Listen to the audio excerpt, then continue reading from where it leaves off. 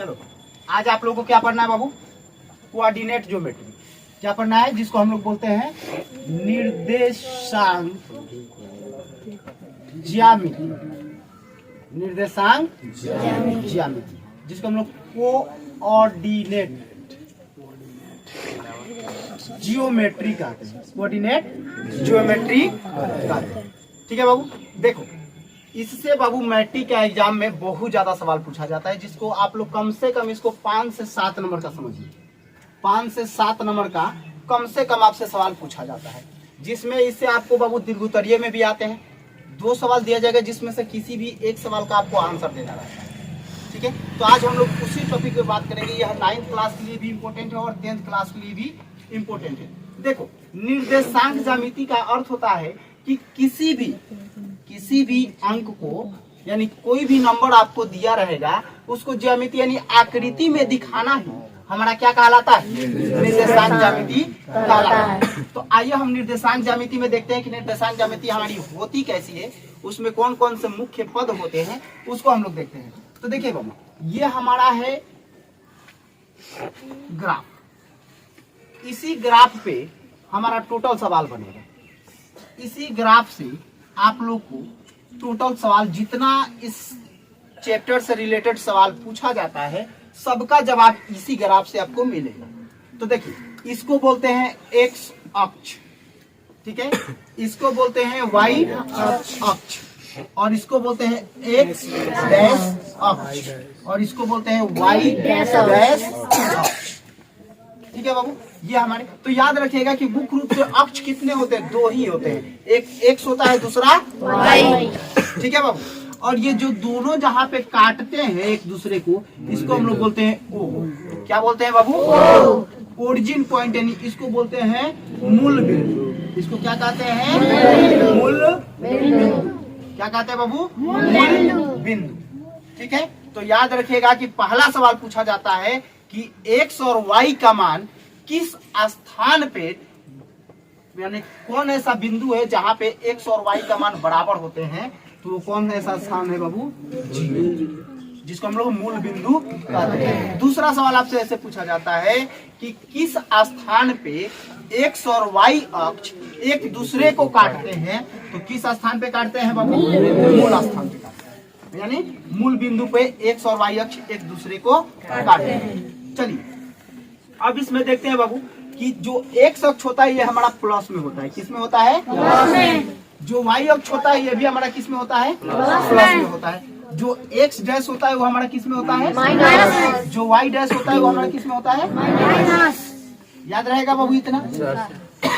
चलिए इसको बोलते हैं प्रथम चतुर्थांश। इसको फर्स्ट कोऑर्डिनेट यानी प्रथम चतुर्थांश बोलते हैं। प्रथम चतुर्थांश। ठीक है बाबू, इसको हम लोग बोलते हैं द्वितीय यानी सेकंड चतुर्थांश। देखिए समझिए इसको बोर्ड पे, इसको हम लोग बोलते हैं थर्ड यानी तीसरा चतुर्थांश। क्लियर? इसको बोलते हैं चतुर्थ चतुर्थांश यानी चौथा चतुर्थांश। क्लियर है बाबू? अब आपसे पूछा जाएगा निर्देशांक ज्यामिति में चतुर्थांशों की संख्या कितनी होती है? 4। कितने चतुर्थांश होते हैं? 4। प्रथम चतुर्थांश, द्वितीय चतुर्थांश, तृतीय चतुर्थांश, चतुर्थ चतुर्थांश। क्लियर? इसके बाद नेक्स्ट बढ़ते हैं। कहता है बाबू कि आप हमको बताइए कि सर जी प्रथम चतुर्थांश में जो एक्स और वाई अक्ष का जो चिन्ह होता है वह क्या होता है? तो प्रथम चतुर्थांश में क्या होते हैं बाबू? प्लस। आपसे पूछा जाए कि प्रथम चतुर्थांश में एक्स और वाई अक्ष का मान क्या होता है, तो दोनों का मान धनात्मक होता है। क्या होता है? ठीक है, आते हैं दूसरे में। तो दूसरा में कहता है बाबू कि एक्स का मान माइनस होता है और वाई का मान क्या होता है? प्लस। क्लियर? दूसरा में एक्स का मान माइनस और वाई का मान प्लस। तीसरा में एक्स का मान माइनस, वाई का मान भी माइनस। चौथा में एक्स का मान प्लस और वाई का मान माइनस। क्लियर? आपसे यह सवाल पूछा जाता है कि किस चतुर्थांश में एक्स और वाई का मान प्लस प्लस होता है? तो कौन से चतुर्थांश में? किस चतुर्थांश में x का मान माइनस और y का मान प्लस होता है। किस चतुर्थांश में x और y का मान माइनस माइनस होता है? तृतीय चतुर्थांश में। किस चतुर्थांश में x का मान प्लस और y का मान माइनस होता है? तो कौन सा चतुर्थांश है? चतुर्थ चतुर्थांश। ये क्लियर हो गया। इसके बाद बढ़ते बाबू, कहता है कि सर जी याद रखिए, कभी भी निर्देशांक ज्यामिति में लिखा जाता है तो सबसे पहले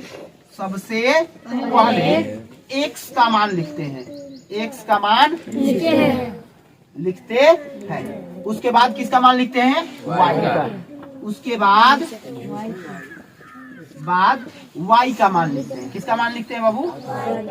y का मान लिखते हैं। इसमें आप बताइए, आप लोग देखिए, इसमें अगर हम आपसे सवाल करें कि बाबू हमको बताओ कि ये 5,6 में x का मान कितना है और y का मान कितना है, आप क्या बताइएगा? पहले जो लिखा गया वो x का मान है, यानी x बराबर है 5 और y बराबर कितने हैं? बता दोगे? अगर 2 अंक दिया है, उसमें से निर्देशांक ज्यामिति का सवाल है, उसमें से पूछा जा रहा है कि इसमें x अक्ष का मान बताइए, तो जो पहले मान दिया होगा x अक्ष का होगा, जो बाद में दिया होगा वह y अक्ष का होगा। ठीक है, तो चलिए अब हम लोग समझ गए कि सबसे पहला मान किसका होता है? x अक्ष का। नहीं, सबसे पहला मान x अक्ष का, दूसरा मान किसका होता है? y अक्ष का। अब आते हैं जो हम लोग के मैट्रिक के एग्जाम में जो हमसे ऑब्जेक्टिव सवाल पूछे जाते हैं वो किस टाइप के होते हैं। तो जैसे फॉर एग्जांपल आप समझिए, सर यहाँ पे बताइए कि जो 3,5 है यह निर्देशांक ज्यामिति के किस चतुर्थांश में? कैसे आपने बताया कि यह प्रथम चतुर्थांश में? कैसे बताया? थोड़ा सा लाउडली बोलिए। क्योंकि दोनों का चिन्ह जो है धनात्मक है। क्योंकि दोनों का चिन्ह क्या है? तो प्लस प्लस है दोनों, तो प्लस प्लस किस चतुर्थांश में होते हैं? आपका ये क्लियर हो? आइए दूसरे सवाल पे। कहता है सर जी -5,4 किस चतुर्थांश में है? कैसे आपने बताया?